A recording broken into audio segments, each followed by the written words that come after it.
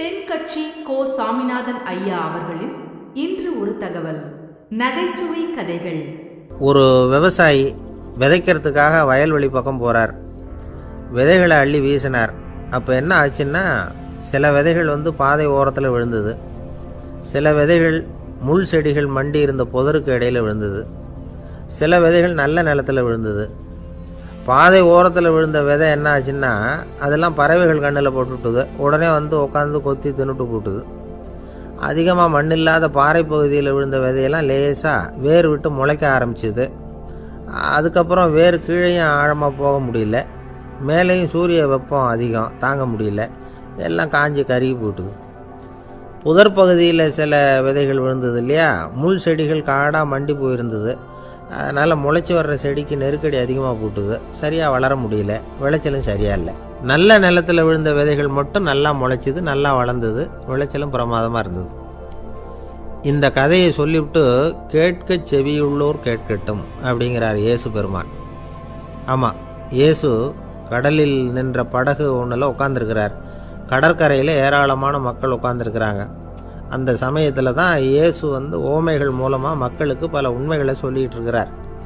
மக்கள் அந்த கதையை கேட்டுட்டு ஒன்றும் புரியாமல் முழிக்கிறாங்க. அதை கவனித்த இயேசு அந்த ஓமையை விளக்க ஆரம்பித்தார். இதில் அந்த விதைக்கிறவர் தான் இறைவன். அவருடைய வார்த்தைகளை விதைக்கிறார். அந்த வார்த்தைகளை கேட்கிற மக்கள் அந்த விழுந்த விதைகள் மாதிரி 4 வகையானவர்கள். சில பேர் பாதை ஓரத்தில் விழுந்த விதைகள் மாதிரி. இறைவன் வார்த்தைகளை அவங்க கேட்குறாங்க, ஆனால் தீய எண்ணங்கள் செய்கைகள் மூலமாக விதைக்கப்பட்ட வார்த்தைகள் அழிஞ்சு போடுது. இறைவன் வார்த்தைகளை கேட்ட உடனே மகிழ்ந்து போய் உடனே சில பேர் அதை ஏற்றுக்கிறாங்க. இவங்கெல்லாம் அந்த பாறை பகுதியில் விழுந்த விதைகள் மாதிரி. அதனால் இவங்கெல்லாம் வேறு இல்லாதவங்க. கொஞ்ச காலத்துக்கு இறை வார்த்தைகளுக்கு கீழ்ப்படிந்து நடப்பாங்க. அதனால் ஏதாவது இடைஞ்சல் ஏற்பட்டால் உடனே தடுமாறுவாங்க. தங்கள்கிட்ட இருக்கிற நல்ல பண்புகளை விட்டுட்டு பாவ வழிகளுக்கு போயிடுவாங்க. முள் செடிகளுக்கு இடையில் விழுந்த விதைகள் மாதிரி உள்ளவங்க யாருன்னா, இவங்களுக்கு உலக கவலை உண்டு, செல்வத்தின் மீது மயக்கம் உடையவர்கள். உலக ஆசைகள் இவங்களுக்குள்ளே பூந்துடுறதுனால அங்கே இருக்கிற நல்ல பண்புகள் மறைஞ்சு போயிடுது. அதனால் அவங்களும் உபயோகம் இல்லாதவங்களாக ஆயிடுறாங்க. நல்ல மனிதர்கள் நல்ல நிலத்தில் விழுந்த விதைகளுக்கு ஒப்பானவர்கள். இவங்க இறை வார்த்தையை கேட்குறாங்க, அதை ஏற்றுக்கிறாங்க, அவங்களும் நல்லபடியாக வாழுறாங்க, அடுத்தவங்களுக்கும் உபயோகமாக இருப்பாங்க. இதுதான் இயேசு சொன்ன விளக்கம். நல்ல வார்த்தைகளை கேளுங்கள், நல்ல வார்த்தைகளை ஏற்றுக்கொள்ளுங்கள், அடுத்தவங்களுக்கு உபயோகமாக இருங்க. இதுதான் பெரியவங்கள்லாம் நமக்கு சொல்லுகிற உபதேசம். ஒரு அப்பா தன்னுடைய மகனுக்கு உபதேசம் பண்ணார். இதை பாருப்பா, நல்ல வார்த்தைகளை கேட்கணும், எப்போதுமே மகன் அப்பா பேச்சை கேட்கறது நல்லது அப்படின்னாராம். நீ ஏதாவது ஒரு தப்பு பண்ணால் என் தலையில் ஒரு முடி நரைச்சி வெள்ளையாக போடும்பா, நீ செய்கிற ஒவ்வொரு தப்புக்கும் என் தலையில் ஒவ்வொரு முடி வெள்ளையாயிடும் அப்படின்னாராம். பையன் யோசித்தான், அப்பா இப்போ தான் எனக்கு புரியுது, தாத்தாவோட தலைமுடி பூராவும் வெள்ளையாக இருக்கிறதுக்கு என்ன காரணங்கிறது எனக்கு இப்போ தான் புரியுது அப்படின்னானா. துருக்மேனியாவில் அஷ்காபாத் அப்படின்னு ஒரு நகரத்தில் ஒரு புவியியல் விஞ்ஞானி இருந்தார். அவர் ஒரு நாய்க்குட்டி வளர்த்தார். ஒரு நாள் முன்னிரவு நேரம் ஒரு மேஜைக்கு முன்னாடி உட்காந்து அந்த விஞ்ஞானி ஏதோ கணக்கு போட்டுக்கிட்டு இருக்கிறார். அவருக்கு ஒரு சின்ன பெண் குழந்தை, அது தொட்டிலில் தூங்கிட்டு இருக்குது. அந்த நாய்க்குட்டியும் ஒரு மூலையில் படுத்து அது பாட்டுக்கு தூங்கிட்டு இருந்தது. ஒரே அமைதி. அந்த நேரத்தில் திடீர்னு அந்த நாய்க்குட்டி துள்ளி எழுந்திரிச்சிது. நேராக குழந்தைகிட்ட ஓடிச்சு. அந்த குழந்தைய அது போட்டிருந்த ட்ரெஸ்ஸோடு சேர்த்து கவ்வி தூக்குச்சு. தூக்கிக்கிட்டு வாசல் பக்கம் ஓடிச்சு. நாய்க்குட்டி குழந்தைய கவ்வி தூக்க முடியுமாங்கிற சந்தேகம் உங்களுக்கு இல்லையா? நீங்கள் நம்ம ஊர் நாய்க்குட்டியவே பார்த்து பழக்கப்பட்டிருக்கீங்க, அதனால் நம்புறதுக்கு சிரமமாக இருக்கும். அந்த ஊர்லெலாம் அது ரொம்ப ஸ்ட்ராங்காக இருக்கும், ஒரு ஏதோ கண்ணுக்குட்டி மாதிரி இருக்கும். விஞ்ஞானி அதை பார்த்துட்டார். உடனே அந்த நாய்க்கு வெறி பிடிச்சிட்டுதுன்னு முடிவு பண்ணிவிட்டு தன்னோட கை துப்பாக்கி எடுத்துக்கிட்டு ஓடி வந்தார். அவர் வெளியில் நாய்க்குட்டி எங்கே அப்படின்னு பார்த்து தேடுறார். அந்த நேரத்தில் அந்த வீடு இடிஞ்சு விழுது. காரணம் பூமி அதிர்ச்சி. இப்படி பூமி அதிர்ச்சி உண்டாக போகுதுங்கிறது அந்த நாய்க்குட்டிக்கு முன்னாடியே தெரிஞ்சு போச்சு. அதுதான் குழந்தைய தூக்கிட்டு வெளியில் ஓடி வந்திருக்குது. அது மூலமாக அந்த குடும்பத்தையே காப்பாற்றிருக்குது அந்த நாய்க்குட்டி. இந்த சம்பவம் நடக்கிறதுக்கு 3 நாளைக்கு முன்னாடியே சில பிராணிகளுக்கு இப்படி நடக்க போகுதுங்கிறது தெரிஞ்சிருக்குதான். ஆமாம், அந்த நகரத்தில் 3 நாளைக்கு முன்னாடியே பாம்பு, பல்லி இதெல்லாம் அது தங்கியிருந்த வலையை விட்டு வெளியில் ஓடி வந்துட்டுது. அதே மாதிரி அங்கே இருந்த புறாவெல்லாம் பறந்து போயிடுச்சான். இதே மாதிரி யுகோஸ்லோவியாவில் கூட ஒரு நகரம், அங்கே ஒரு நாள் ராத்திரி ஒரு மிருக காட்சி சாலையில் திடீர்னு ஒரு பெரிய கலவரம், கூச்சல், குழப்பம். அங்கே இருந்த கழுதை, புலி, யானை, பறவை எல்லாம் கண்ணாபின்னான்னு கத்த ஆரம்பிச்சுட்டுது. நேர் யானை அதுக்குன்னு போட்டிருந்த தடுப்பையே தாண்டி குதித்து வெளியில் வந்துட்டு தான். மறுநாள் தான் எல்லாருக்கும் விஷயம் புரிஞ்சுது. அடுத்த நாள் காலையில் அங்கே பூமி எதிர்ச்சி உண்டாயிட்டுது. இப்போ பாருங்கள், அதாவது மனுஷனை போய் தீர்க்க தரிசி அது இதுன்னு சொல்லிகிட்டு இருக்கிறோம். இவனை விட அது பரவாயில்லைன்னு தோணுது. அதாவது மிருகங்கள் ஒன்று நடக்க போகுதுங்கிறத முன்னாடியே புரிஞ்சுக்குதே. சரி, இதெல்லாம் எப்படி அது முன்கூட்டி புரிஞ்சுக்குது? அதுதான் படைப்பு ரகசியம். அதை கண்டுபிடிக்கிறதுக்கு தான் மனுஷன் வந்து ஆராய்ச்சி பண்ணிகிட்டு இருக்கிறான். விஞ்ஞானிகளோட ஆராய்ச்சியெல்லாம் ஒரு பக்கம் இருக்கட்டும், வீட்டுக்குள்ளேயே சில ஆராய்ச்சி பண்ணி பாருங்களேன். இப்போ சில யோசனை சொல்லி அதை சோதனை பண்ணி பாருங்க அப்படின்னு ஒருத்தர் சொன்னாராம். அதாவது இப்போ மழை வருமா வராதா அப்படின்னு தெரிஞ்சுக்கணுமா, உடனே ஒரு பூனைக்குட்டி பின்னாடியே மெதுவாக போய் அது என்ன செய்யுதுன்னு கவனித்து பார்க்கணும். பூனைக்குட்டி தன்னோட பாதத்தினால சுகத்தில் வந்து அப்படி கீறிக்கிட்டு இருக்கும். அப்படி கீறினா கண்டிப்பாக மழை வரும். சில சமயம் பூனைக்குட்டி அப்படியே மல்லாந்து படுத்துக்கிட்டு பாதத்தை உயர தூக்கும், அப்படியும் இப்படியும் புரளும். இப்படி செஞ்சதுன்னா அன்னைக்கும் மழை இருக்காது. அதனால் முன்னாடி இருந்தது மழை வர்றதுக்கு அறிகுறி, இது மழை இல்லைங்கிறதுக்கு அறிகுறி. பறவைகள், பிராணிகள் இதுகளோட நடவடிக்கைகளை பார்த்துட்டு அதையெல்லாம் அடிப்படையாக வச்சு தான் காலநிலையை கண்டுபிடிக்கிற கருவிகளை கண்டுபிடிச்சிருக்கிறாங்க. வாத்து இருக்குல்ல, சில சமயம் தன்னோட அழகை தன்னோட இறகுகளில் அப்படியே புதைச்சிக்கும். அப்படி செஞ்சால் குளிர்காலம் வரப்போகுதுன்னு அர்த்தம். பருவநிலை குளிராக மாறப்போகுதுங்கிறதுக்கு இதுதான் அறிகுறி. சிட்டுக்குருவி இருக்குதுல்ல, அதெல்லாம் புழுதியில் உழுந்து புரளும், சிறகுகளை வந்து படபடன்னு அடிச்சுக்கும். அப்படி செஞ்சால் மழை வரப்போகுதுன்னு அர்த்தம். ஒன்று மட்டும் நாம் நல்லா தெரிஞ்சுக்கணும், இயற்கையின் சீற்றம்னு சொல்கிறோம் இல்லையா, இயற்கை ஏன் நம்ம மேலே கோவப்படுது? இயற்கையை நாம் அனுசரித்து போகிறதில்ல, அதனால் கோவப்படுது. காடுகளை அழிக்கப்படாது, விலங்குகளை கொல்லக்கூடாது, இயற்கை ஏற்படுத்தி வச்சிருக்கிற சமநிலையை கெடுக்கக்கூடாது. அதை புரிஞ்சுக்கிட்டு வாழ்ந்தோம்னா பூமியும் நடுங்காது, நாமளும் நடுங்க வேண்டிய அவசியம் இருக்காது. ஒருத்தர் இருந்தார், சாராய கடைக்கு போனாராம், நிறைய சாப்பிட்டார். அப்புறம் சொன்னார், இது ரொம்ப அற்புதமான சரக்கு போல் இருக்குது, உள்ளே போன உடனே இந்த பூமியே நடுங்கிறது மாதிரி இருக்குது எனக்கு அப்படின்னாராம். இதுக்கு கடைக்காரர் சொல்லியிருக்கார், நீங்கள் சாப்பிட்டது வெறும் பச்சை தண்ணி தாங்க, இப்போ ஏற்பட்டிருக்கிறது நிஜம் பூமி அதிர்ச்சி அப்படின்னாராம். ஒரு ஊரில் ஒரு ராஜா இருந்தார். அந்த ராஜாவுக்கு ஒரு மந்திரி. ராஜா ரொம்ப நியாயமானவர், நேர்மையானவர், கண்டிப்பானவர். தப்பு செய்கிறது யாராக இருந்தாலும் தண்டனை கொடுப்பார். வேண்டியவங்களுக்கு ஒரு நியாயம், வேண்டாதவங்களுக்கு ஒரு நியாயங்கிறதெல்லாம் அவர்கிட்ட கிடையாது. ஒரு சமயம் அரசவையில் அந்த அமைச்சரே வந்து விதிமுறைகளுக்கு புறம்பா ஏதோ நடந்துக்கிட்டு இருக்கார். மன்னருக்கு கோபம் வந்துட்டுது. உடனே அந்த அமைச்சரை கிட்டத்தில் கூப்பிட்டு அவர் கன்னத்தில் ஓங்கி ஒரு அறை கொடுத்துட்டாராம். உடனே அந்த அமைச்சர் என்ன பண்ணார் தெரியுமா, நேராக போனார், அங்கே நின்றுக்கிட்டு இருந்த இன்னொருத்தர் கன்னத்தில் ஓங்கி அரைஞ்சார். அறை வாங்கினவர் திகைச்சு போயிட்டார். இவர் ஏன் நம்மளை வந்து அரைகிறார் அப்படின்னு யோசனை பண்ணார். மன்னரும் திகைச்சு போயிட்டார். நாம் இவரை அரைஞ்சா அதுக்காக இவர் போய் இன்னொருத்தரை அரையணுமா அப்படின்னு யோசனை பண்ணார். இவருக்கு என்ன பைத்தியமானு கூட நினைக்க ஆரம்பிச்சிட்டார். ஆனால் என்ன ஆச்சுன்னா, அப்புறம் அமைச்சர் அவர் கவனிச்சிக்கிட்டு இருந்தாரா, அவர் இன்னொருத்தரை அரைஞ்சார் இல்லையா, அந்த அறை வாங்கின ஆசாமியை பார்த்து கத்திக்கிட்டு இருந்தார். யார்? அமைச்சர். ஏன்பா என்கிட்ட அறையை வாங்கிக்கிட்டு இப்படி விவரம் இல்லாமல் நின்றுட்டு இருக்கிறிய, நான் உனக்கு கொடுத்ததை நீ வேற யாருக்கிட்டையாவது கொடுத்துரு அப்படின்னார். உடனே அந்த ஆள் பார்த்தான், தனக்கு அடுத்தபடியாக நின்றுக்கிட்டு இருந்தவனை ஓங்கி ஒரு அறை அரைஞ்சான். அவன் கன்னத்தை தடவிட்டே யோசனை பண்ணான். இது ஏதோ புரிஞ்சுக்கிட்ட மாதிரி அடுத்தாப்பில் நின்றுக்கிட்டு இருந்தவனை அரைஞ்சான். இப்படி இந்த அறை வந்து மாறி மாறி போய்கிட்டே இருக்குது. ஊரு பூரா பிரயாணம் பண்ண ஆரம்பிச்சுட்டுது. அன்னைக்கு ராத்திரி அந்த ராஜா படுக்கிறதுக்காக போனார். அந்த நேரம் பார்த்து அவர் கன்னத்தில் பலார்னு ஒரு அறை விழுந்தது. நம்மளே அரையிறது யாரு அப்படின்னு அதிர்ச்சியோட மன்னர் திரும்பி பார்க்குறாரு. அரைஞ்சது அவரோட மனைவி. என்னாச்சு உனக்குன்னு கத்துனார் ராஜா. உங்களுக்கு தெரியாதா, ஊர் பூரா ஒருத்தர் மாற்றி ஒருத்தர் மூலமாக இந்த அறை வந்து பிரயாணம் பண்ணிட்டு வருது அப்படின்னாங்க அந்த அம்மா. அப்படின்னா ஆரம்பித்த இடத்துக்கே வந்துட்டுதா அப்படின்னாராம் மன்னர். என்ன சொல்கிறீங்கன்னு கேட்டிருக்காங்க. இவர் விவரத்தை சொன்னாராம். அப்படின்னா நீங்கள் ஆரம்பித்து வச்ச இந்த விளையாட்டை நான் முடிச்சு வச்சுட்டேன் அப்படின்னாங்களாம் அந்த அம்மா. மறுநாள் காலை மறுபடியும் அரசவை கூடிச்சு அந்த அமைச்சர் மன்னரை பார்த்து கேட்டார், என்ன மகாராஜா, என்கிட்ட கொடுத்ததை திருப்பி வாங்கிட்டீங்களா அப்படின்னாராம். இப்படி நடக்கும்னு நான் எதிர்பார்க்கவே இல்லைன்னார் மன்னர். ஆனால் நான் எதிர்பார்த்தேன். அது எங்கே போயிட போகுது, ஊர் பூரா சுற்றி கடைசியில் உங்ககிட்ட தான் வந்து சேரும் அப்படிங்கிறது எனக்கு தெரியும் அப்படின்னார் அமைச்சர். இந்த கதை வந்து வேடிக்கையாக இருந்தால் கூட இதில் உள்ள கருத்து முக்கியமானது. இந்த உலகத்தில் பல கருத்துக்கள் இப்படி தான் மாறி மாறி சுற்றி வந்துக்கிட்டே இருக்குது. நம்மால் ஒருத்தன் தன்னுடைய நண்பன் ஒருத்தனை கடத்தெருவில் பார்த்தான். உடனே ஓடி போய் பலார்னு ஒரு அறை கொடுத்தானான்.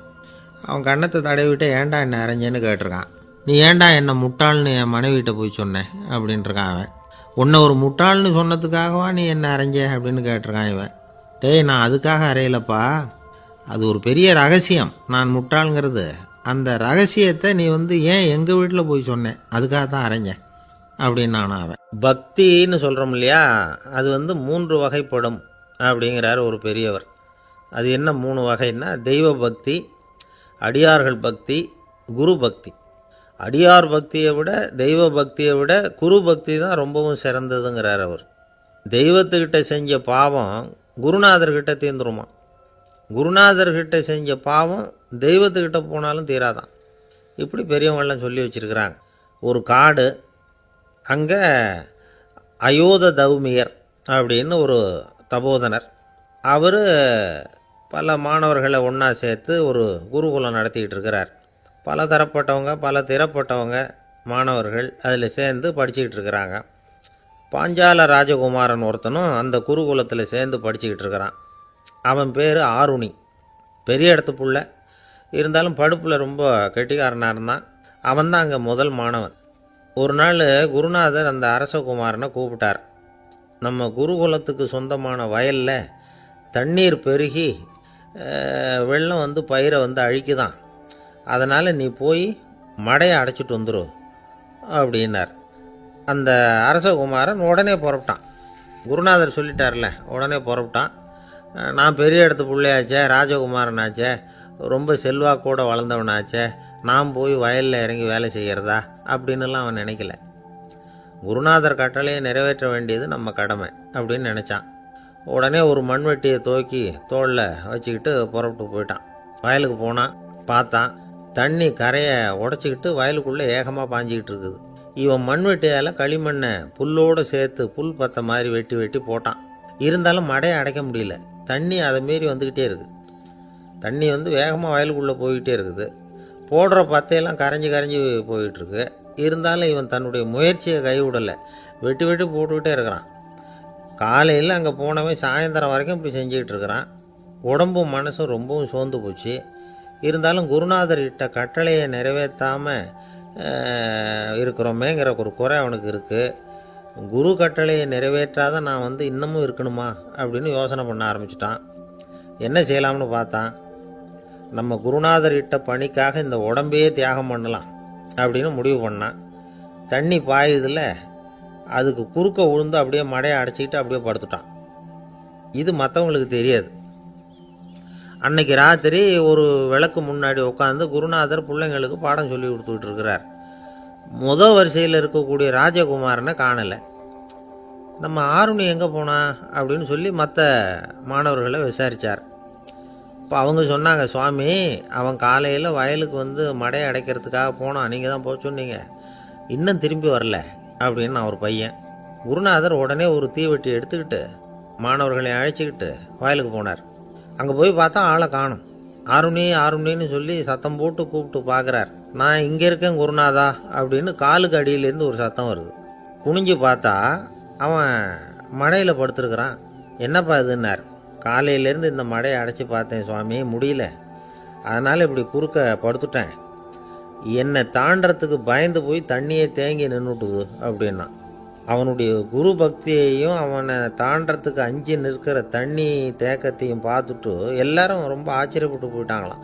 ஆருணி எழுந்திரிச்சு வா அப்படின்னு கூப்பிட்டாரான் குருநாதர். அவன் தண்ணீரை பொழந்துக்கிட்டு எழுந்திரிச்சு வந்தானான். அதனால் அவனுக்கு உத்தாலகன் அப்படின்னு ஒரு பேர். உத்தாலகன்னா தண்ணீரை பிளந்தவன் அர்த்தம். அந்த உத்தாலகன் மாதிரி இந்த காலத்து மாணவர்களுக்கும் குரு பக்தி வேணும் அப்படின்னு சொன்னோம் ஒரு பள்ளிக்கூடத்தில். உடனே நிறைய மாணவர்கள் எழுந்திரிச்சு நின்னாங்க. சார், நீங்கள் எங்களை இன்னமும் சரியாக புரிஞ்சுக்கலன்னு நினைக்கிறோம். அன்னைக்காவது ஒருத்தன் அப்படி இருந்தான், இன்னைக்கு ஏகப்பட்ட உத்தாலகர்கள் இருக்கிறோம். எங்கள் வாத்தியார் கட்டளை இட்டா இப்போவே அது மாதிரி வயலுக்கு போய் மடையில் குறுக்கப்படுத்துக்கிறதுக்கு இந்த வகுப்பில் உள்ள அத்தனை பேரும் தயாராக இருக்கிறோம் அப்படின்னாங்க. அப்படியா அப்படின்னு சொல்லி கேட்டோம் ரொம்ப சந்தோஷமாக. ஒருத்தன் ரொம்ப அடக்கமாக எழுந்திரிச்சான். அப்புறம் சொன்னான், ஆமாம் சார், வகுப்பில் இவர் நடத்துகிற பாடத்தை கேட்டுக்கிட்டு இருக்கிறத விட பேசாமல் போய் மடையில் படுத்துடுறது ஒன்றும் கஷ்டமான காரியமாக இருக்காது, அதனால தான் எல்லாரும் அங்கே போகிறேன்னு சொல்கிறோம் அப்படிங்கிறான். ஒரு கடைக்கு போனேன். 5 ரூபா பணத்தை எடுத்து கொடுத்தேன். ஒரு தினசரி பத்திரிகையை கேட்டேன். அவர் உடனே அங்கே அடுக்கி வச்சுருந்த பத்திரிகையில் ஒன்று எடுத்து என் கையில் கொடுத்தார். வாங்கிக்கிட்டேன். மீதி பணத்தை எடுத்தார். அதையும் என் கையில் கொடுக்கணும்ல, கொடுக்கல. எதிரில் இருந்த பலகையில் வச்சு எடுத்துக்க சொன்னார். எப்பவும் அவர் அப்படி தான் பண்ணுவார். நானும் எடுத்துக்கிட்டு வந்துடுவேன். இவர் ஏன் இப்படி பண்ணுறாருங்கிறது எனக்கு ரொம்ப நாளாக ஒரு சந்தேகம். ஒரு நாள் அவர்கிட்டயே இதை கேட்டுவிட்டேன். ஏங்க, நீங்கள் உங்கள் கடைக்கு வந்து பொருள்கள் வாங்குறவங்களுக்கு நீங்கள் பாக்கி சில்லறையை கொடுக்குறப்போ பலகையில் வச்சு விட்றீங்க, கையில் கொடுக்க மாட்டேங்கிறீங்களே, ஏன் அப்படின்னு கேட்டேன். காசை கையில் கொடுத்தா நம்மக்கிட்ட இருக்கிற லட்சுமி போயிடுவா சார் அப்படின்னார். அதாவது பணம் செலவாயிடும் அப்படின்னு அர்த்தமா. இன்னொரு நண்பர், அவர் ஒரு நாள் வழக்கத்துக்கு மாறாக ரொம்ப சோகமாக உட்காந்துருக்கிறார். ஏங்க என்னாச்சு, ஏன் இப்படி கப்பலே கவிழ்ந்தது மாதிரி உட்காந்துருக்குறீங்க அப்படின்னு கேட்டேன். கப்பலே கவிழ்ந்திருந்தா கூட நான் இப்படி கவலைப்பட மாட்டேன் சார், வேற ஒன்று நடந்து போச்சுன்னார். என்னன்னு கேட்டேன். என் உச்சந்தலையில் பல்லி ஒன்று விழுந்துட்டுதுன்னார். அதுக்காகவா இப்படி அப்படின்னு ஆச்சரியப்பட்டேன். ஆமாங்க, பல்லி உச்சந்தலையில் விழுந்தால் பலன் என்னன்னு பஞ்சாங்கத்தில் பார்த்தேன், மரணம்னு போட்டிருக்கு அப்படின்னு சொல்லிவிட்டு அவர் தொடர்ந்து கவலைப்பட ஆரம்பிச்சிட்டார். இப்படியும் ஒருத்தர், என் கூட வேலை பார்க்குற ஒருத்தர் எப்படி தெரியுமா, தினமும் வலது காலை வச்சு தான் ஆஃபீஸுக்கு உள்ளே நுழைவார். என்னைக்காவது தவறுதலாக இடது காலை வச்சு உள்ளே வந்துட்டார்னா அன்னைக்கு பூரா மனசு சங்கடப்படுவார். எந்த வேலையும் சரியாக ஓடாது. கேரம் போர்டு ஆடுற ஒருத்தர் எப்போ ஆட உட்காந்தாலும் ஸ்ட்ரைக்கரை கை தவறி கீழே விழுற மாதிரி பண்ணி அதுக்கப்புறம் அதை எடுத்துக்கிட்டு ஆட உட்காருவார். ஏன்னா எப்போவோ ஒரு தடவை நிஜமாகவே அது கை தவறி கீழே விழுந்திருக்குது. அன்னைக்கு பிரமாதமாக ஜெயிச்சுட்டார். உடனே ஒரு முடிவுக்கு வந்துட்டார், கை தவறுனா லாபம் அப்படின்னு. அதுக்கப்புறம் அதையே பழக்கமாக்கிக்கிட்டார். பூனை குறுக்க போனால் சகுனம் சரியில்லைன்னு நினைக்கிறவங்க உண்டு. ஆனால் ஒருத்தர் எப்படி தெரியுமா, அவர் வெளியில் கிளம்புற சமயம் பக்கத்து வீட்டு ரேடியோவில் மியாவ் மியாவ் பூனை குட்டின்னு பாட்டு சத்தம் கேட்டால் கூட போதும், சகனம் சரியில்லைன்னு பிரயாணத்தை கேன்சல் பண்ணிவிடுவார். இப்போ இவ்வளவும் எதுக்கு சொல்கிறோம்னா, அளவுக்கு மீறின சகுன நம்பிக்கைகள் இருக்குது பாருங்கள், இதோட பயமும் சேர்ந்துக்கிட்டதுன்னு வச்சுக்கோங்க, இது ஒருத்தருடைய மனநிலையை பாதிச்சிடும். இது உளவியல் நிபுணர்கள் சொல்கிற கருத்து. வாழ்க்கையே தடுமாற வச்சிரும். பாதுகாப்பு இல்லாத உணர்வு, ஒரு விதமான டிப்ரெஷன் மனநிலை, இதெல்லாம் தான் இதுக்கு காரணமாக அமையலாம். சில பேர் காய்கறி நறுக்க கத்தியை கையில் எடுத்தால் கூட நேரம் சரியாக இருக்கா அப்படின்னு பார்த்துட்டு தான் வேலையை ஆரம்பிக்கிறது வழக்கம். அறிவு தான் மனசுக்கு வாத்தியாராக இருக்கணும். அப்போ தான் வாழ்க்கை நிம்மதியாக இருக்கும். அறிவு மனசு சொல்கிறபடியெல்லாம் கேட்க ஆரம்பிச்சுட்டுதுன்னா இடைஞ்சல் தான். ஒருத்தருக்கு 7ஆம் நம்பர் தான் ராசியான நம்பரான். 7ஆம் தேதி தான் எந்த காரியத்தையும் ஆரம்பிப்பாராம். 7 எழுத்து வர்றது மாதிரி பேரை மாற்றி வச்சுக்கிட்டார். 7 மணிக்கு தான் தினமும் எழுந்திருப்பார். 7ஆம் நம்பர் வீட்டில் தான் குடியிருக்கார். கல்யாணம் கூட 7ஆம் தேதி தான் பண்ணிக்கிட்டார். அவர் ஒரு நாள் குதிரை பந்தயத்துக்கு போனாராம். குதிரையோட பேரையெல்லாம் பார்த்தார். ஒரு குதிரையோட பேர் 7 எழுத்தில் அமைஞ்சிருந்தது. 7 தானே இவருக்கு அதிர்ஷ்ட நம்பர். அதனால் உடனே அது பேரில் பணத்தை கட்டினார். பந்தயம் நடந்தது. என்ன சார் ஆச்சுன்னு கேட்டாங்க. நான் பணம் கட்டின அந்த என்னோட குதிரை 7ஆவதாக சேர்ந்தது சார் அப்படின்னாராம் சோகமாக. ஒரு ஊரில் ஒரு ராஜா இருந்தார். அவர் ஒரு பூனை வளர்த்தார். ரொம்ப செல்லமாக அவர் அந்த பூனையை வளர்த்தார். அவர் என்ன பண்ணுவார் தெரியுமா, இரவு நேரத்தில் அந்த பூனையோட தலையில் ஒரு விளக்கை வச்சுருவார். அந்த பூனை ரொம்ப ஜாக்கிரதையாக அந்த விளக்கு கீழே விழுந்துடாமல் பார்த்துக்கும். தலையை ஆட்டாமல் ரொம்ப நிதானமாக ராஜா பின்னாடி நடந்து போய்கிட்டே இருக்கும். அந்த விளக்கு வெளிச்சத்தில் எல்லா வேலைகளையும் செஞ்சிருவார். கையில் ஒரு விளக்கை தனியாக எடுத்துகிட்டு போக வேண்டிய அவசியமே இல்லை. விளக்கை தூக்கிட்டு போகிற வேலையை அந்த பூனை பார்த்துக்கும். அதனால் ராஜாவுக்கு அந்த பூனை மேலே ரொம்ப பிரியம். மந்திரிகளையெல்லாம் கூப்பிட்டு அவங்கக்கிட்ட சொல்லுவார், பார்த்தீங்களா இந்த பூனை எவ்வளவு விசுவாசமாக நடக்குது, என் பேரில் எவ்வளவு மரியாதை பார்த்தீங்களா அதுக்கு அப்படிம்பார். இதை கேட்டுவிட்டு அங்கேருந்து அமைச்சர்களில் ஒருத்தர் சொன்னார், மன்னா நீங்கள் சொல்கிறது சரிதான், இருந்தாலும் இந்த பூனையோட விசுவாசத்தை நாம் கொஞ்சம் சோதித்து பார்க்க வேண்டியிருக்கு அப்படின்னாராம்.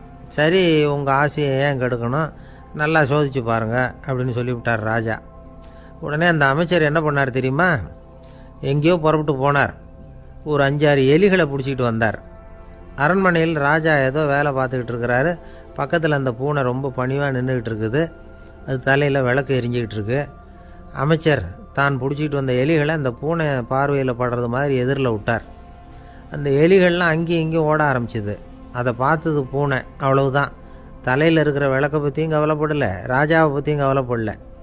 ஒரே பாய்ச்சலாக பாஞ்சு எலிகளை துரத்த ஆரம்பிச்சுட்டுது. தலையில் இருந்த விளக்கு எங்கேயோ போய் விழுந்தது, அணைஞ்சு போச்சு. இருட்டில் ராஜா தடுமாற ஆரம்பிச்சிட்டார்.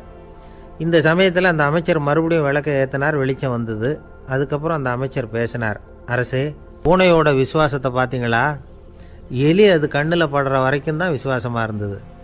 அது மாதிரி எலியை பார்த்ததும் எல்லாத்தையும் விட்டுட்டு அதை துரத்த ஆரம்பிச்சுட்டு பார்த்தீங்களா? தான் அந்த பூனையை பற்றி நினச்சது தப்புங்கிறது அதுக்கப்புறம் தான் அந்த ராஜாவுக்கு புரிஞ்சுதான். சரி, இப்போ எதுக்கு இந்த கதையெல்லாம் அப்படிங்கிறீங்களா? இந்த பூனை மாதிரி தான் நம்ம மனசும். மனசை எவ்வளவு தான் பயிற்சி கொடுத்து பக்குவமாக வச்சுருந்தாலும் பார்க்குறதுக்கு பரமசாது மாதிரி தான் இருக்கும். பார்க்க வேண்டியதை பார்த்துட்டுதுன்னா பாஞ்சிரும். இந்த பூனை மாதிரி புலன் இன்ப பொருள்கள் கிட்டாத வரைக்கும் மனம் அடங்கி இருக்கிறது மாதிரி தான் தெரியும்.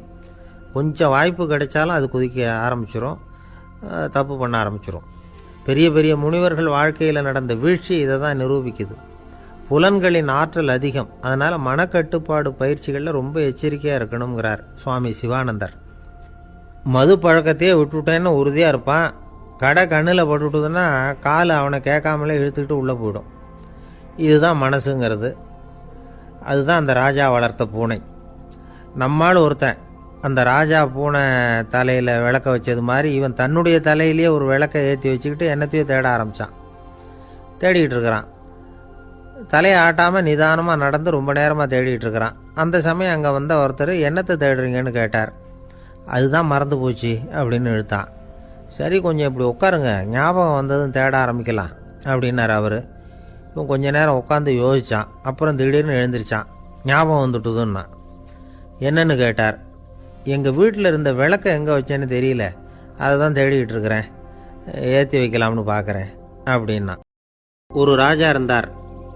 நாடு பூராவும் நிறைய மரங்களை நட்டு வளர்க்கணுங்கிறது அவரோட ஆசை. தானே அதுக்கு முன்மாதிரியாக இருக்கணும்னு நினச்சார். அரண்மனையை சுற்றி மரங்களை நட்டு வளர்த்தார். இதை பார்த்துட்டு ஜனங்களும் அவங்கவுங்க வீட்டை சுற்றி மரக்கன்றுகளை நட்டு வளர்த்தாங்க. கொஞ்ச காலத்தில் ஊர் பூரா பசுமையாக மாறிச்சு. எல்லாருக்கும் சந்தோஷமாக இருந்தது. இது ஒரு பக்கம் இருக்கட்டும். இப்போ நான் சொல்ல போகிற கதை வேறு. அதாவது அந்த ராஜா ஒரு நாள் தன்னுடைய அரண்மனையை சுற்றி இருக்கிற விதவிதமான மரங்களை எல்லாம் போய் பார்த்தார். எப்படி இருக்கிறீங்க அப்படின்னு ஒவ்வொரு மரத்துக்கிட்டையும் விசாரிச்சாராம். எந்த மரமும் சந்தோஷமாக இருக்கிறதா தெரியல. அது அதுக்கும் மனசில் ஒரு குறை. முதல்ல ஆலமரத்துக்கிட்ட போனார். அது சொல்லிச்சு, மண்ணா, நான் நல்லா பெருசாக வளர்ந்துருக்கிறேன், அடர்த்தியாக இருக்கிறேன், கிளையெல்லாம் 4 பக்கமும் நல்லா படர்ந்து தான் இருக்குது, இருந்தாலும் எந்த பிரயோஜனமும் இருக்கிறதா தெரியல எனக்கு. என்னுடைய பழம்லாம் ரொம்ப சின்னதாக இருக்குது, என் கண்ணுக்கு சரியாக புறப்பட மாட்டேங்குது. நான் இருக்கிற சைஸுக்கு என்னுடைய கிளையில் இருக்கிற பழம்லாம் எவ்வளோ பெருசாக இருக்கணும், அது இத்தினூண்டு இருக்கிறது எனக்கு பெரிய அவமானமாக இருக்குது. இப்படி இங்கே நின்றுக்கிட்டு இருக்கிறதே ரொம்ப கூச்சமாக இருக்குது. ஒரு நல்ல புயல் வந்ததுன்னா பேசாமல் சாஞ்சு விடலாமான்னு பார்க்குறேன் அப்படின்னு புலம்புது ஆலமரம். சரி, இருக்கட்டும்னு நினச்சிக்கிட்டு ராஜா அடுத்தபடியாக ஒரு அத்தி மரத்துக்கிட்ட போனார். அதுவும் புலம்ப ஆரம்பிச்சுட்டுது. நான் கூட பெரிய மரம் தான், இல்லை இலையெல்லாம் அழகாக தான் இருக்குது, பழம் அழகாக இருக்குது, இருந்தாலும் உள்ள விஷயம் இல்லையே, அத்தி பழத்தை புட்டு பார்த்தா அத்தனையும் சொத்தை அப்படின்னு பழமொழியே உண்டாயிட்டுதே. இப்படி ஒரு கெட்ட பேரோடு நான் இருக்கணுமா அப்படின்னு புலம்புது அது. சரி, இது இருக்கட்டும் அப்படின்னு சொல்லி அடுத்தபடியாக வேப்ப மரத்துக்கிட்ட போனார். அது தன்னுடைய வேதனையை வெளியிட்டது. எனக்கு எவ்வளவோ மருத்துவ குணங்கள்லாம் இருக்கிறதா சொல்லிக்கிறாங்க, இருந்தாலும் என்ன பிரயோஜனம், என்னுடைய பழத்தை மனிதர்கள் யாரும் விரும்பி சாப்பிட்றது இல்லையே அப்படின்னுது. ராஜா அடுத்தாப்புல இருந்து ஒரு பனை மரத்துக்கிட்ட போனார். நான் நல்லா உயரமாக தான் வளர்ந்துருக்கிறேன், மற்ற மரங்கள்லாம் என்னை அண்ணாந்து தான் பார்க்கணும், இருந்தாலும் என்கிட்ட நிழலுக்காக யாரும் ஒதுங்கிறது இல்லையே அப்படின்னுது. என்ன இது, எல்லா மரமும் இப்படி திருப்தி இல்லாமல் இருந்துக்கிட்டு இருக்குதே அப்படின்னு நினச்சிக்கிட்டே ராஜா அடுத்தபடியாக அங்கே இருந்த ஒரு பைன் மரத்துக்கிட்ட போனார். அழகாக உயரமாக பசுமையாக தான் இருந்தது, ஆனால் பழமோ பூவோ கிடையாது. அதை நினச்சி அது வருத்தப்பட்டுக்கிட்டு இருக்குது. ஓக் மரம் அது ஒன்று நின்றுட்டு இருந்தது. அது என்ன சொல்லிச்சுன்னா, இலையுதிர் காலத்தில் என் மேலே இருக்கிற எல்லா இலைகளும் உதிர்ந்து போடுது, முடி கொட்டின மனிதர்கள் மாதிரி மொட்டையாக நான் நிற்க வேண்டியிருக்குது, என்ன வாழ்க்கை இது அப்படின்னு சொல்லி அழுத்துக்கிட்டது. சரி, புளிய மரம் என்ன சொல்லுது பார்ப்போம்னு அதுக்கிட்ட போனால், என்னுடைய நிழலில் யாருமே தங்க மாட்டாங்க, உடம்புக்கு சூடுன்னு ஒதுங்கி போயிடுவாங்க, அடிமரத்தை பார்த்தீங்கன்னா பட்டையெல்லாம் உறிஞ்சி பார்க்குறதுக்கே கேவலமாக இருப்பேன் அப்படின்னுது அது. முருங்கை மரம் என்ன சொல்லிச்சு தெரியுமா, என்னுடைய இலை காயெல்லாம் சாப்பிட்றவங்களுக்கு சத்து கொடுக்கறது வாசவம்தான், ஆனால் என் உடம்புல சத்தே கிடையாது, கொஞ்சம் வேகமாக காற்று அடிச்சதுன்னா முறிஞ்சி விழுந்துடுறேன், என்ன வாழ்க்கை இது அப்படின்னு சொல்லி அது வருத்தப்பட்டது. ராஜா யோசனை பண்ணார். என்ன இது, மரங்கள் பூமியின் வரங்கள்னு சொல்கிறோம், மழை பெய்யறதுக்கு அதுதான் காரணம், பூமி செழிப்பாக இருக்கிறதுக்கும் அதுதான் காரணம். வீடு கட்டுறதுக்கு மரம், நாற்காலி செய்ய உபயோகப்படுத்துறதுக்கும் அதுதான் உபயோகப்படுது. மனுஷனுக்கு வேண்டிய ஆகாரங்களையும் கொடுக்குது. இப்படிலாம் இருந்தும் எல்லா மரமும் நிம்மதி இல்லாமல் இருந்துக்கிட்டு இருக்குதே அப்படின்னு நினச்சார். அப்போது அங்கே இருந்த ஒரு மகிழ மரம் அவர் கண்ணில் பட்டுது. அந்த மரம் மட்டும் கொஞ்சம் நிம்மதியாக மகிழ்ச்சியாக இருக்கிறது மாதிரி தெரிஞ்சுது. உடனே ராஜா அதுக்கிட்ட போனார். உனக்கு மனசில் எதுவும் குறை இல்லையான்னு கேட்டார். இல்லை, நான் சந்தோஷமாக தான் இருக்கேன்னு தான் அந்த மகிழ மரம். அப்படியான்னு ஆச்சரியமாக கேட்டார் ராஜா. ஆமாம் மன்னா, இந்த இடத்துல நீங்கள் ஒரு முருங்கை மரத்தையோ வேப்ப மரத்தையோ கூட நட்டிருக்கலாம். ஆனால் இந்த இடத்துல நடுறதுக்கு என்ன தேர்ந்தெடுத்துருக்குறீங்க, அதுவே எனக்கு பெருமை, அதுவே எனக்கு திருப்தி அப்படின்னு தான் மகிழ மரம். மகிழ மரம் சாதாரணமாக தான் இருக்கும். இளம் மஞ்சள் நிறத்தில் பூக்கள், அது காய்ந்தும் மனம் வீசும். மகிழ மரம் மாதிரி மன திருப்தியோடு வாழறதுக்கு நாம் கற்றுக்கணுமா. நாம் இந்த உலகத்தில் ஒரு நாயாவோ நரியாவோ கூட பிறந்திருக்கலாம். மனுஷனாக பிறந்திருக்கிறோம், அதுவே பெருமை தானே. இந்த நிறைவு தான் மகிழ்ச்சியின் ரகசியம். ஒரு பையன் அப்பா கிட்ட போய், அப்பா, நீங்கள் இந்த உலகத்தில் ஒரு மனுஷனாக பிறந்தது என்னோட அதிர்ஷ்டம் நானா. ஏண்டா அப்படி சொல்கிறேன்னு இருக்கார் அப்பா. நீங்கள் ஒரு கரடியாக பிறந்திருந்தா இந்நேரம் நானும் ஒரு கரடி குட்டியாக தானே இருந்திருப்பேன் அப்படின்னு நானா பையன். இந்த உலகத்தில் நாம் நல்லபடியாக இருக்கணும்னா அதுக்கு முக்கியமாக தேவைப்படுறது 2. ஒன்று செல்வம், இன்னொன்று அறிவு. சரி, இது 2ல் சிறந்தது எது அப்படின்னு ஒரு கேள்வி கேட்டால் என்ன பதில் சொல்கிறது? இதே கேள்வியை ஹஸ்ரத் அலி அவர்கள்கிட்ட கேட்டாங்களாம். அவர் ஒரு பெரிய அறிஞர். கேள்வி கேட்டவங்களும் சாதாரண ஆட்கள் இல்லை, இவங்களும் அறிஞர்கள். ஒரு நாள் ஹஸ்ரத் அலி அவர்கள்கிட்ட 10 அறிஞர்கள் வந்தாங்களாம். ஐயா, நாங்கள் 10 பேரும் உங்ககிட்ட ஒரே கேள்வியை தான் கேட்க வந்திருக்கிறோம். ஆனால் எங்கள் 10 பேருக்கும் நீங்கள் தனித்தனியாக பதில் சொல்ல முடியுமா அப்படின்னு கேட்டிருக்காங்க. அதாவது அவங்க ஒரே கேள்விக்கு இவர்கிட்ட இருந்து 10 விதமான பதில் எதிர்பார்க்குறாங்க. சரி கேளுங்க, என்ன கேள்வி அப்படின்னார் அவர். அப்போ தான் அவங்க கேட்டாங்களாம், செல்வம், அறிவு, இது 2ல் சிறந்தது எது? இதுதான் கேள்வி. ஹஸ்ரத் அலி என்ன பண்ணார் தெரியுமா? அவங்கள ஒவ்வொருத்தராக கூப்பிட்டார். ஒவ்வொரு விதமான பதிலை சொல்லி அனுப்புனார். முதல்ல ஒருத்தரை கூப்பிட்டார். சொன்னார், அறிவுங்கிறது தீர்க்கதரிசிகள், ஞானிகள், மகான்கள் இவங்களோட பரம்பரை சொத்து. ஆனால் செல்வம்ங்கிறது கொடுங்கோலரின் ஆயுதம். அதனால் அறிவு தான் சிறந்தது அப்படின்னார். 2வது ஆளை கூப்பிட்டார். உங்ககிட்ட செல்வம் இருந்தால் நீங்கள் தான் அதை காப்பாற்றணும். ஆனால் அறிவு உங்களை எப்பவும் காப்பாற்றும். ஆகவே அறிவு தான் சிறந்தது அப்படின்னார். 3வது ஆளை கூப்பிட்டார். செல்வந்தனுக்கு எப்போதும் விரோதிகள் அதிகம், ஆனால் அறிஞனுக்கு நண்பர்கள் அதிகம். அதனால் அறிவு தான் சிறந்ததுன்னார். அடுத்தவரை கூப்பிட்டார். செல்வம் அடுத்தவங்களுக்கு கொடுக்க கொடுக்க குறையும், ஆனால் கல்விங்கிறது அதிகரிச்சுக்கிட்டே வரும், கொடுக்கறதுனால குறையாது. அதனால் அறிவு தான் சிறந்ததுன்னார். இன்னொருத்தரை கூப்பிட்டார். அறிவுள்ளவன் எப்பவும் அதை அடுத்தவங்களுக்கு வாரி வழங்கிக்கிட்டே இருப்பான். அதனால் அவங்ககிட்ட தாராளத்தன்மை இருக்கும். ஆனால் செல்வந்தன்கிட்ட கஞ்சத்தனம் தான் இருக்கும். அதனால் அறிவு தான் சிறந்ததுன்னார். 6வது நபரை கூப்பிட்டார். செல்வத்தை கள்வர்கள் திருடிட்டு போக முடியும், ஆனால் அறிவை அப்படி திருடிட்டு போக முடியாது அப்படின்னார். 7வது நபரை கூப்பிட்டார். செல்வம் கால ஓட்டத்தில் அழிஞ்சிரும், ஆனால் அறிவை கால ஓட்டம் ஒன்றும் பண்ண முடியாது. ஆகவே அறிவே சிறந்ததுன்னார். 8வது ஆளை கூப்பிட்டு சொன்னார், செல்வத்துக்கு எப்பவும் எல்லை உண்டு, நிறைவு உண்டு, அளவு உண்டு, கணக்கு உண்டு. ஆனால் அறிவுக்கு அப்படிப்பட்ட எல்லை எதுவும் கிடையாது. அதனால் அதுதான் சிறந்ததுன்னார். அடுத்தவனை கூப்பிட்டார். செல்வம் உள்ளத்தில் உள்ள ஒளியை போக்கிவிடும், இருட்டை உண்டாக்கிவிடும், விரிந்த மனப்பான்மையை குறுகலாக்கிவிடும். ஆனால் அறிவு அப்படி இல்லை, இருண்ட உள்ளத்தில் ஒளியை பாய்ச்சி அதை விசாலப்படுத்துது. அதுதான் சிறந்ததுன்னார். கடைசியாக 10வது நபரை கூப்பிட்டார். செல்வம் மனசில் செருக்கை உண்டாக்குது, ஆணவத்தை ஏற்படுத்துது. அதனால் நானே கடவுள்னு நினைக்கிற அளவுக்கு மனுஷனை தாழ்த்தி விடுது. ஆனால் அறிவு பணிவையும் பண்பாட்டையும் வளர்க்குது. அதனால் அறிவு தான் சிறந்ததுன்னார். ஆக இப்படி 10 பேருக்கும் 10 விதமாக பதில் சொன்னது மூலமாக ஹஸ்ரத் அலி அவர்கள் அறிவு தான் செல்வத்தை விட சிறந்தது அப்படிங்கிறதுக்கு 10 காரணங்களை சுட்டி காட்டியிருக்கார். அந்த அறிஞர் 10 பேர் கேட்ட ஒரே கேள்விக்கு 10 பதில் சொன்னார். நமக்கு வேண்டிய ஒருத்தர் 10 பேர் கேட்ட கேள்விக்கு ஒரே பதில் சொல்லி சமாளித்தார். கேள்வி என்ன தெரியுமா? என்கிட்ட வாங்கின கடனை எப்போயா திருப்பி கொடுக்க போகிற? இதுதான் அந்த 10 பேரும் கேட்ட ஒரே கேள்வி. இந்த மாதம் 26ஆம் தேதி தந்துடுறேன் அப்படிங்கிற ஒரே பதில் சொல்லி அவ்வளவு பேரையும் இவர் அனுப்பி வச்சுட்டாராம். எல்லாரும் போனதுக்கப்புறம் இவரை தனியாக கூப்பிட்டு கேட்டிருக்கிறாங்க, அது என்ன சார் கணக்கு 26ஆம் தேதி அன்னைக்கு என்ன அதிசயம் நடக்க போகுது அப்படின்னு கேட்டிருக்காங்க. அதிசயம் அன்னைக்கு இல்லை, அதுக்கு முத நாளே நடக்க போகுதுன்னாராம். விவரமாக சொல்லுங்கன்னு இருக்காங்க. வேறு ஒன்றும் இல்லைங்க, 26ஆம் தேதி தானே எல்லாரையும் வர சொல்லியிருக்கிறேன், அதுக்கு முத நாளே நான் புறப்பட்டு தலைமறைவாயிட போகிறேன் அப்படின்னாராம் ரொம்ப பெருமையாக. தென்கட்சி கோ சாமிநாதன் ஐயா அவர்களின் இன்று ஒரு தகவல் நகைச்சுவை கதைகளை கேட்டு ரசித்தமைக்கு நன்றி.